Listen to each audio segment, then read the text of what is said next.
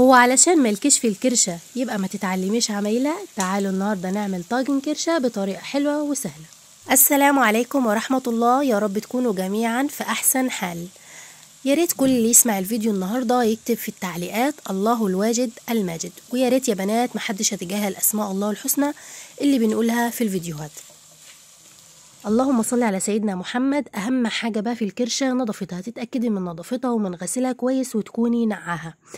نقعتها بمية وملح، ملح كتير، معلقتين 3 كبار ملح وليمون، ولو في حباية طماطم تكون مستوية قوي تفرميها كده بإيدك عليها. كمان الملح بيساعد على تنظيفها، وبيساعد على ان لونها يبقى ابيض كده وحلوة زي ما انت شايفة. تمام. بعد كده بقى بنصفيها.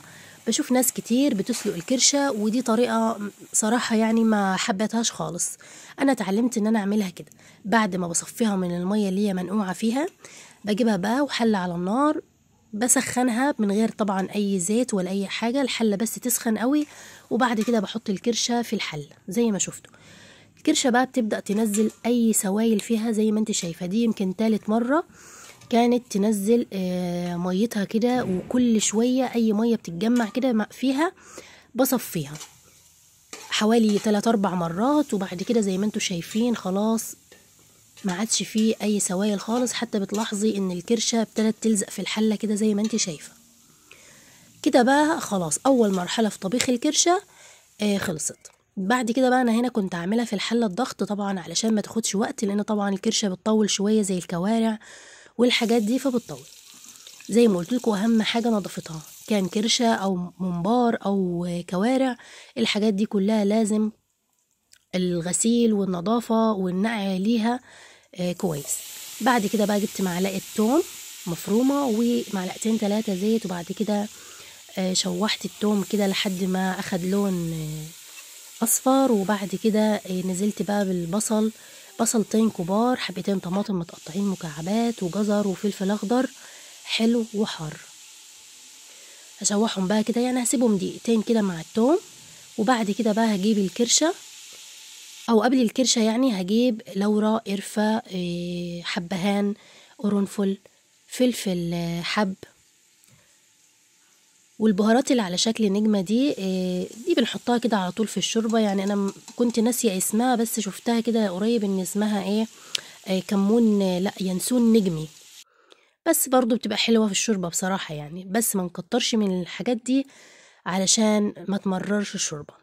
كده كده شوربة الكرشة اصلا مش محبوبة يعني، بس لازم طبعا نحبشها بالبهارات الحلوة دي.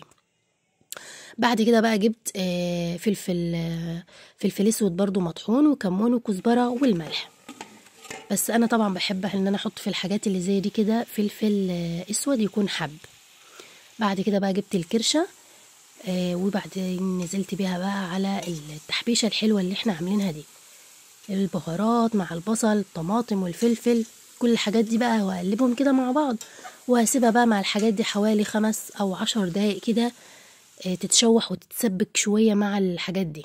واليانسون النجمي اللي قلتلكم عليه يا بنات بيتغلي وبيتشرب وليه فوايد كتيرة قوي للجسم، تقدروا تبحثوا عنها. بس انا هنا بستخدمه في الشوربة وما بكترش سواء منه او من اي بهارات تانية زي ما شفتوا. وكمان اللهم صل على النبي بيستخدموه في البرياني والكبسة والحاجات دي بقى. انا بقى هنا كنت زودت الكرشة، زودتها مية وخلاص قفلت الحلة عليها وسبتها حوالي ساعة. احلى حاجة في الحاجات دي ان هي تبقى مستوية ودايبة كده. انا صحيح ماليش في الكرشة، بس يعني يفضل ان هي تكون مستوية على الاخر. هنا بقى الكرشة خلاص استوت، بتاخد من ساعة لساعة وربع تقريبا في حلة الضغط. وكمان جهزت الخضار بتاع الطاجن، جزر مبشور وبصل وفلفل اخضر حلو وحار وحباية طماطم، وبشوحهم كده مع شوية زيت يا دوب الخضار يدبل. وبعد كده بقى بطلع الكرشة من الشوربة وبحطها على الخضار وبشوحهم دقيقتين على النار. وبعد كده حطيتها في الطاجن او ممكن في الصينية زي ما هي. ولو لقيت ان الكرشة عايزة تستوي شوية حط عليها نص كوباية من الشوربة بتاعتها ولف الصينية او غطيها ودخليها الفرن، وهتكمل تسويتها مع الشوربة والخضار وهتلاقيها دايبة دوب وهيفرق في طعمها اكيد. بعد كده بقى نفتح عليها الشواية علشان تتحمر، وتقدري كمان تحمريها اكتر من كده. انا صحيح ماليش في الكرشة خالص، بس والله ان كان شكلها وريحتها حاجة كده بتشهي فعلا. جربوها بالطريقة دي وان شاء الله هتعجبكم. وبنحط رشة من الملح والفلفل والكمون على الكرشة قبل ما بندخلها الفرن. وعايزة أقول حاجة مهمة، إن أي مية بتنزل من الكرشة أول ما بنبدأ نطبخها لازم بنصفيها، لأن المية دي بيبقى فيها نسبة دهون عالية قوي. ما ينفعش إن احنا نسلق الكرشة على طول.